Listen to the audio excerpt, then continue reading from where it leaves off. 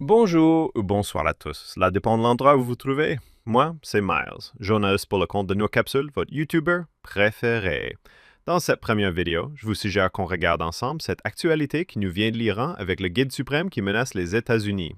Il affirme que la nation iranienne ne se rendra jamais. Écoutons attentivement cette vidéo. L'édition spéciale se poursuit à 14 h sur BFM TV avec deux informations principales aujourd'hui. D'abord, une image, celle de l'ayatollah Khamenei qui s'est exprimé à la télévision iranienne. La contre-attaque verbale du guide suprême qui menace les États-Unis. La nation iranienne ne se rendra jamais sous la pression. Voilà ce qu'il dit. Autre information très importante à retenir, c'est ce message du ministère russe des Affaires étrangères adressé aux Américains. Les Russes qui demandent aux Américains de ne pas s'engager dans cette guerre. On en parle avec nos invités dans un instant, mais d'abord les toutes dernières informations. Le JT de la guerre avec Igor Seyri. Et on commence bien évidemment, Ashley, par la parole très attendue du guide suprême iranien. Il s'est exprimé il y a un peu plus d'une heure maintenant. Là, il s'agit de sa photo avec la voix d'une journaliste iranienne en persan. Deux messages à retenir. D'abord, qu'il salue, je cite, le comportement inébranlable, courageux de la nation iranienne face à l'agression du régime sioniste. Mais il revient surtout sur les déclarations qu'il juge menaçantes et ridicules du président américain. Les gens intelligents qui connaissent l'Iran ne parleront jamais à cette nation dans un langage menaçant. La nation iranienne ne se rendra pas. Les Américains doivent savoir que toute intervention militaire américaine causera sans aucun doute des dommages irréparables. Fin de citation. Les forces de défense iraniennes ce matin, qui d'ailleurs auraient abattu un drone israélien au-dessus de la ville d'Ispahan, ville, vous le savez, connue pour abriter l'un des plus gros sites d'enrichissement d'uranium iranien. Il s'agit d'un drone de type Hermès, de reconnaissance stratégique, mais d'après des médias iraniens, il était équipé d'armement. Voilà ces images. Et puis au 6e jour de cette offensive contre la République islamique d'Iran, l'armée israélienne communique, elle aussi, et affirme avoir attaqué un site de production de centrifugeuses à Téhéran, des frappes menées par une cinquantaine d'avions de chasse grâce à l'aide des renseignements israéliens, des images ici du décollage de chasseurs fournis par Tsahal. Israël qui communique beaucoup sur les réseaux sociaux, je vous le disais, c'est l'autre versant de cette guerre contre l'Iran. Cette carte que vous allez voir fournie par l'armée israélienne explique les dernières frappes hier sur plusieurs sites d'armement iranien et précisément sur des sites de stockage de lanceurs de missiles. Vous le voyez, il y en a à Ispahan, il y en a aussi autour de Téhéran. Plus d'un tiers de ces installations auraient été neutralisées, affirme l'État hébreu. Et puis maintenant, une réaction israélienne à cette guerre contre l'Iran, une parole rare pour un média étranger. Yair Lapid, le chef de l'opposition israélienne, a choisi BFM TV pour s'exprimer. Malgré les 24 civils israéliens tués, malgré les 800 blessés, malgré l'impopularité de Benjamin Netanyahou, notamment au sujet de la guerre à Gaza, le chef du parti centriste israélien fait bloc aujourd'hui derrière son Premier ministre, comme d'ailleurs la majeure partie de la population israélienne. Écoutez-le, il est au micro de Tom Beck et de Clémence Dibou. Netanyahou était et est toujours mon rival politique, un rival acharné depuis plus de 10 ans maintenant. Mais sur ce point, je suis d'accord avec lui. Il avait raison. Nous devions entrer en guerre contre l'Iran. Nous devons gagner cette guerre en Iran. Et le peuple israélien est uni derrière cette décision. Il soutient nos forces de sécurité et continuera de les soutenir, car nous devons éliminer cette menace pour nos vies.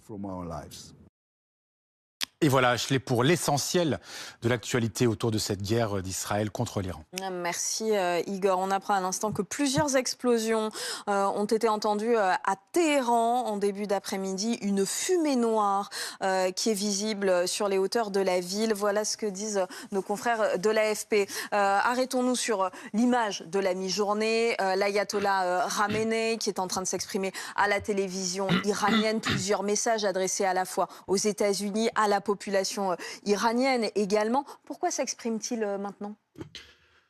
On est au 6e jour. Oui, c'est le 6e jour, mais c'est aussi pour démentir le fait qu'il aurait pu être ciblé précédemment, puisqu'il y avait des rumeurs, des velléités de Benjamin Netanyahou, effectivement. C'est aussi une preuve de vie. Oui, c'est aussi une preuve qu'effectivement, il est toujours là, il est toujours présent. Il est la clé de voûte du système, en plus. Hein. Donc, dans la construction de la République islamique, il y a le guide suprême qui incarne la légitimité de tout le système, du Nizam iranien.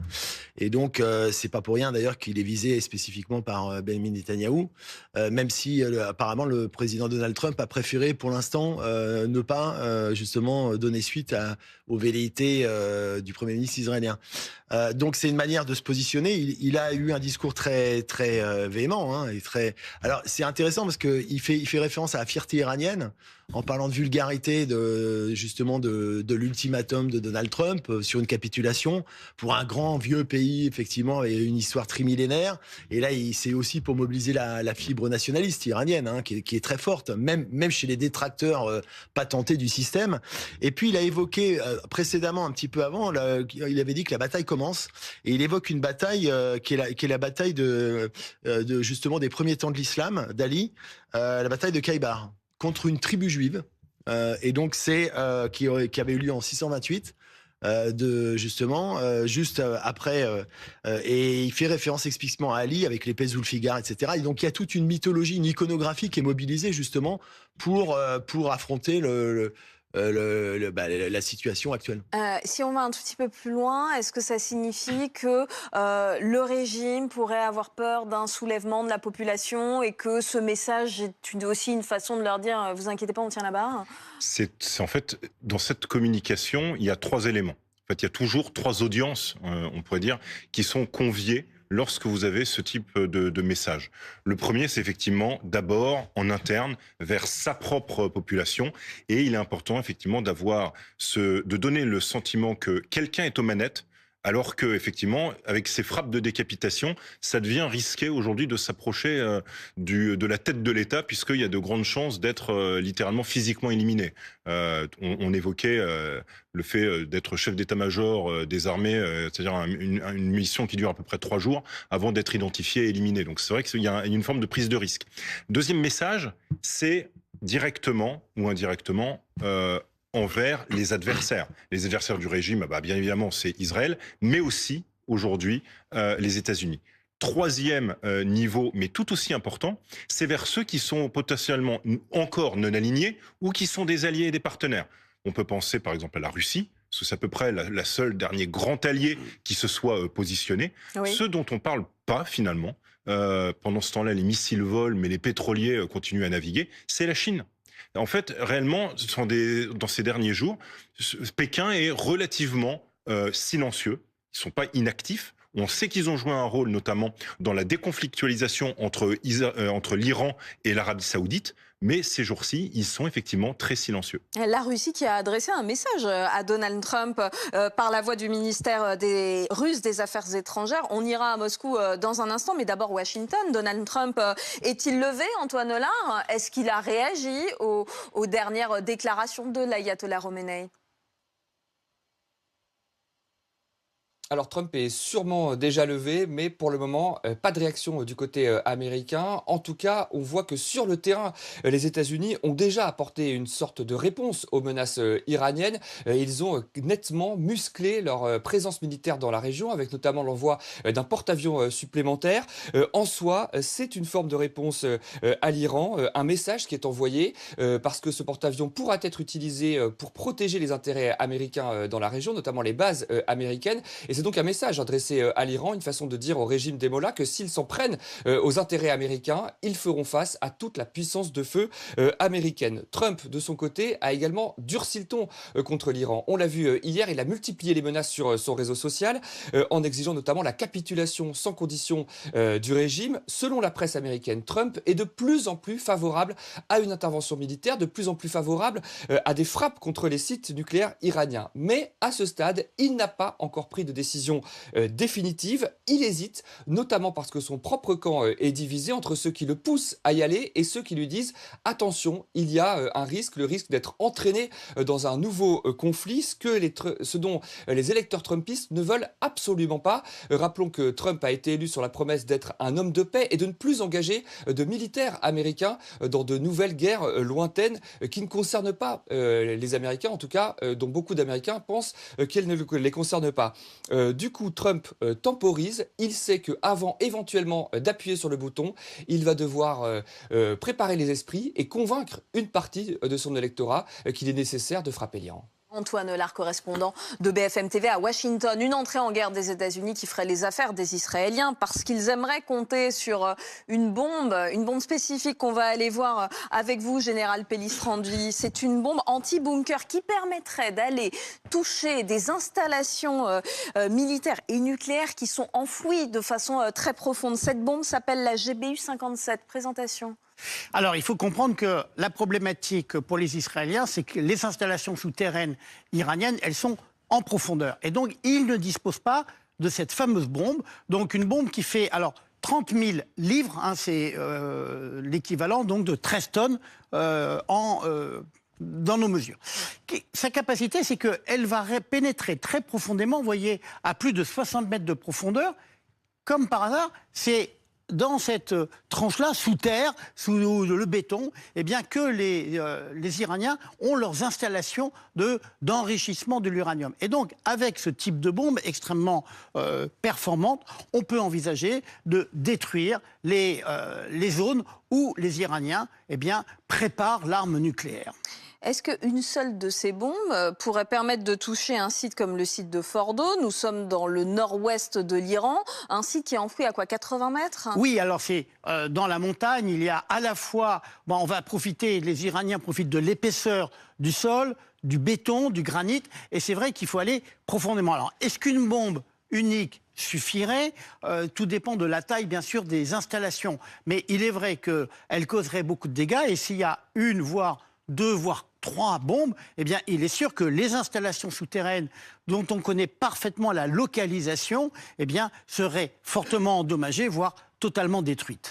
Il faut un type d'avion spécifique pour transporter cette bombe. Et oui, c'est bien ça. D'ailleurs, la problématique pour les Israéliens, c'est qu'ils n'ont pas cet avion. Il faut un bombardier capable de transporter cette bombe de plusieurs tonnes. Et vous avez ici, eh bien, ce type de bombardier, c'est un bombardier B2. En plus, c'est un avion qui est furtif, c'est-à-dire que les radars iraniens ne le verront pas venir. Il pourra arriver au-dessus des zones à bombarder. Et vous voyez, la bombe va tomber ce qu'on appelle par gravité. Elle va arriver parce qu'elle est guidée de manière très précise, exactement là où on veut qu'elle fasse un maximum de destruction. Merci, Général Pellistrandi. Il y a un pays qui n'est absolument pas favorable à l'entrée en guerre des États-Unis. C'est la Russie, alliée de l'Iran, Jean-Didier Revoin. La Russie qui a adressé un message aux États-Unis il y a quelques minutes maintenant par la voix du ministère russe des Affaires étrangères. Quel message ? Alors oui, c'est même le vice-ministre des Affaires étrangères, Sergei Ryabkov, qui a mis en garde Washington contre toute assistance militaire directe à Israël.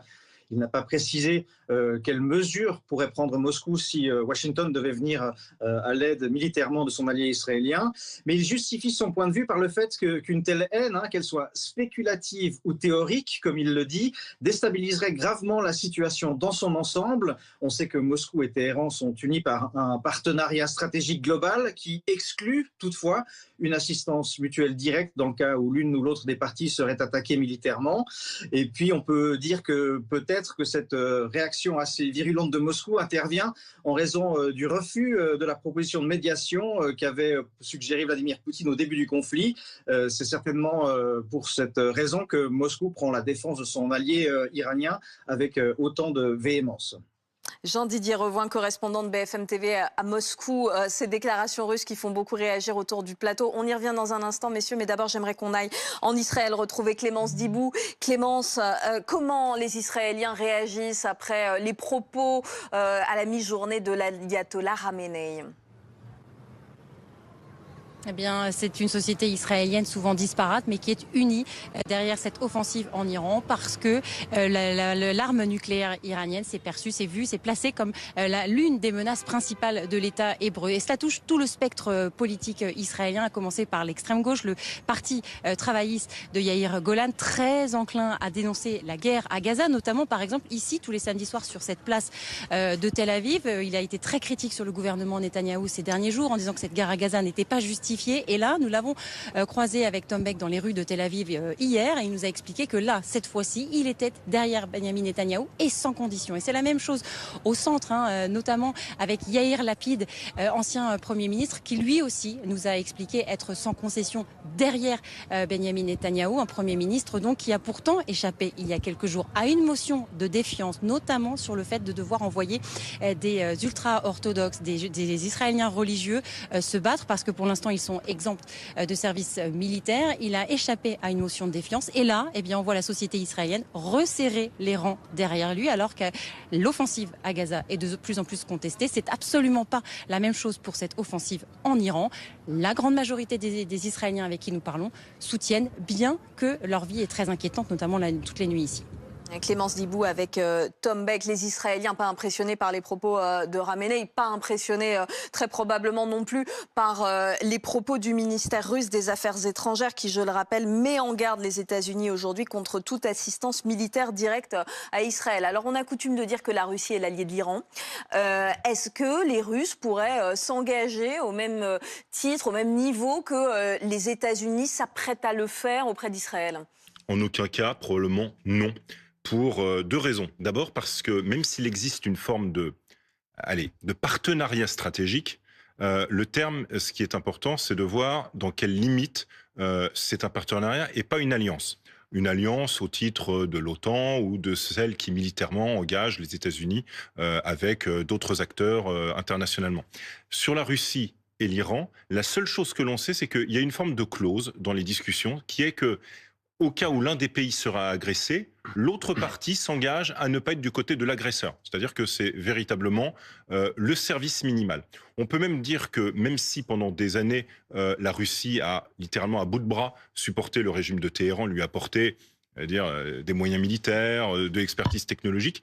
L'Iran a aussi rendu l'appareil avec notamment les fameux drones qui s'abattent aujourd'hui sur l'Ukraine. Mais aujourd'hui, même ce partenariat industriel a du plomb dans l'aile, sans mauvais jeu de mots, parce que tout simplement aujourd'hui, les drones sont fabriqués sous licence en Russie, avec aujourd'hui une mise à niveau de ces mêmes drones avec des critères et des standards russes, une amélioration qui fait que aujourd'hui, littéralement, la Russie n'a plus besoin des moyens militaires qui lui étaient fournis par l'Iran et d'ailleurs dont l'Iran aujourd'hui serait bien en peine de lui fournir. Du coup, le message russe ne va absolument pas impressionner Donald Trump. Ah, c'est peu vraisemblable. De toute façon, ce fameux partenariat qui a été signé, formalisé le 17 janvier de cette année, effectivement, comme vous le rappeliez, il y a un cahier des charges très, très succinct. C'est-à-dire qu'il n'y a pas de clause de solidarité militaire. Et d'ailleurs, il y a une déclaration précédente d'un ministre russe qui disait qu'il n'était pas question de s'engager militairement au profit de... Et du reste, sur le fond, et c'est le paradoxe de la relation entretenue entre Moscou et Téhéran, il y a une défiance entre les deux pays qui est ancienne, qui remonte à l'histoire d'ailleurs. Parce que il se trouve que les Iraniens n'ont pas oublié l'occupation soviétique en 1941 du pays, et ils ont une confiance modérée dans l'alliance entre guillemets avec Moscou. Ça s'est vérifié d'ailleurs lors du soutien à Bachar el-Assad, parce qu'alors même qu'ils étaient alliés sur le terrain en Syrie, les deux, au profit de Bachar el-Assad, là-dessus il y avait une convergence objective et efficace puisque ça lui a permis de se maintenir.